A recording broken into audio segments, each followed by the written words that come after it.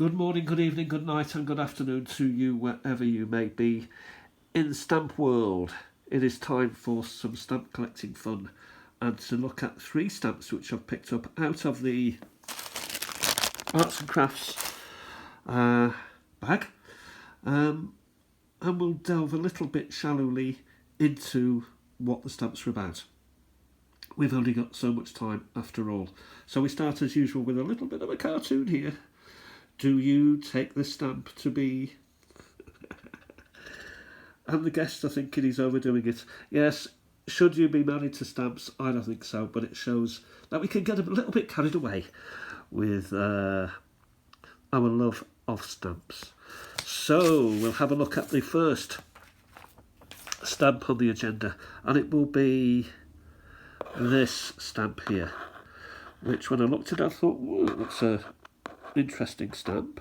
Helvetica, I see that. Confederation. Not sure what that would be. I've never seen Confederation Helvetica before. I've seen Helvetica, but not Confed. Then I see the date, which is 1444. So it's a commemorative of something. And presumably, and indeed it turned out to be, issued in 1944. So we're right towards the middle of the end, or the end of the beginning of the end of the Second World War. Switzerland, bang smack in the middle of Europe, as you know, and were neutral throughout that. The reason they're neutral is you can't invade it. You've got to spend too much manpower invading it. So what are we talking about here? Well, we're talking about a war here, the old Zurich War of 1444. And this commemorates the Battle of St. Jakob an der Birs of 1444. It was a Swiss Confederacy, so this is where the Confederation comes in. So it's the 10th, or whatever it may be, Confederation of Switzerland.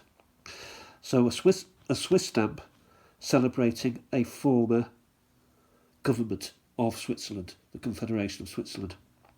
And it's Swiss Confeds against the French mercenaries who wanted to take over that particular land. The battle was part of the old Zurich War, as it was called at the time. It celebrates because the Swiss won this battle. Incorrect. The French won the battle. Yes, they won, but with casualties so heavy that they just had to retreat back.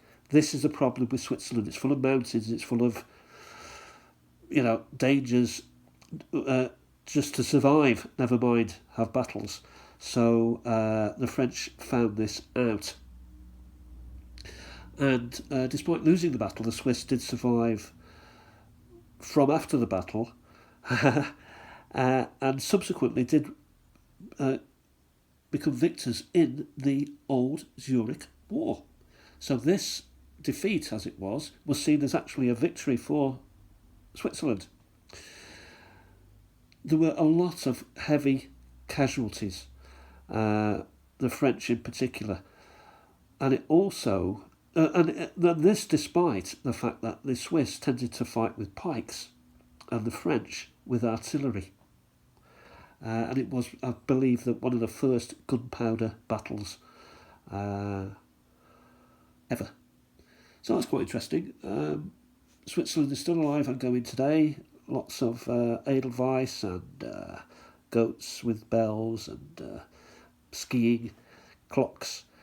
Beautiful place. And it shows here possibly a homestead of St. Jakob an der Birs. So that's the first one. We next go further south. RSA, which is Republic of South Africa, 2.5 cent stamp which was produced in 1968. It does celebrate this guy here, and as you can see, he's got this hat on, which suggests that he's a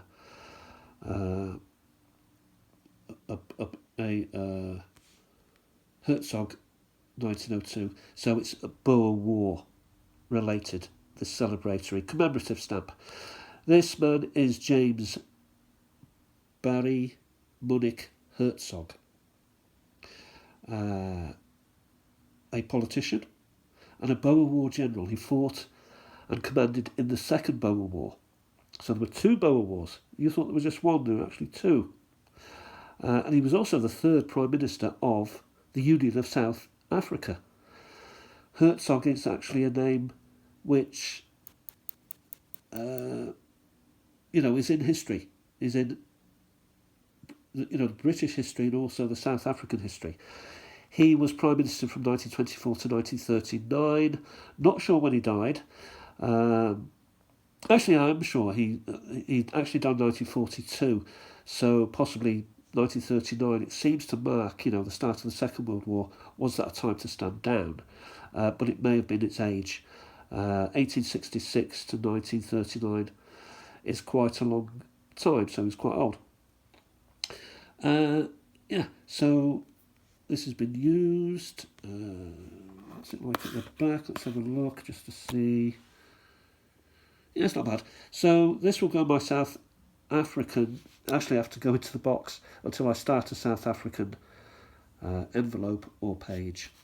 And finally, an unfinally moment maybe, Apollo. So immediately I saw this in the bag and I thought, well, this is one for my space collection. And indeed it is.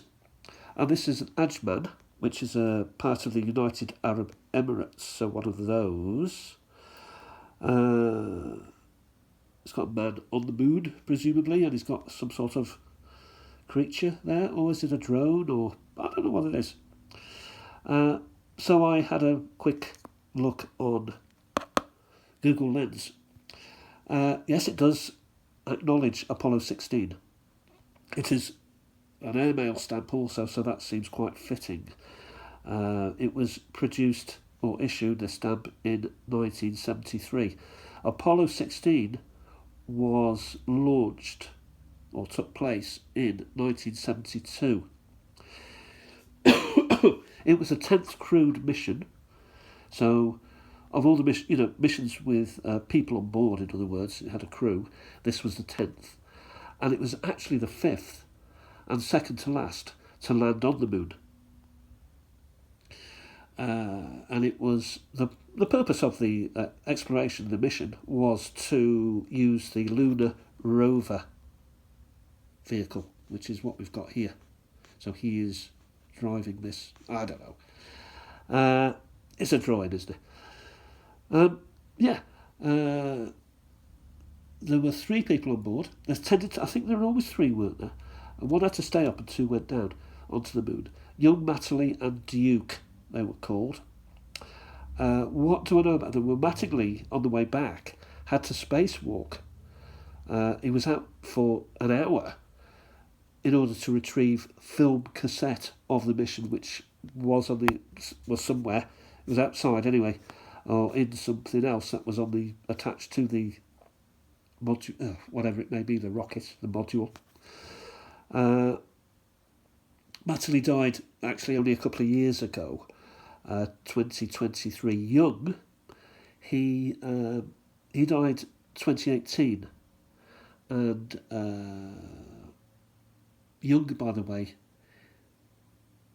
No, sorry, the other chap, Duke, he is still alive, and Duke is the youngest to have walked on the moon. He was 36 at the time. That's the youngest person to have walked on the moon, is 36. So if you can beat that, do it. So that's the third and final stamp. Now before we go, as we've got a little bit of time, I just want to show you quickly these 3 stamps which also jumped out and I thought, great for my collection. Nice Yemen stamp there. The pole, is it the pole vault? Yes, it is. München, 1972. So that'll go in my sports section. We've got a Christmas stamp here, New Zealand, 1971, beautiful. The Holy Night, Maratta. So there it is, it goes that way, doesn't it? Yeah, so we've got Mary, Jesus, angels and saints, and oh yeah, beautiful work of that there. And this one is actually quite interesting. It's one of those, when is a stamp not a stamp? Well, it's obviously Christmassy, so we've got Father Christmas, we've got Baby Jesus, and we've got Holy Mary, we've got the Star of Bethlehem. We have a slogan there. But we haven't got a crown and we haven't got any pricing on it. We turn over. Yeah, it's on paper. Is it a stamp? I don't think it is a stamp. I think it may be one of those Cinderellas or such like that you could stick on the side. I don't know. If you've seen this before, or if you've seen anything like it before, let me know in the comments. Thanks everybody for watching today. We've had some good old fun with stamps. Try not to fall in love too much so that you're going to marry them. They're not very good at cooking and cleaning. I'll talk to you soon. Bye for now.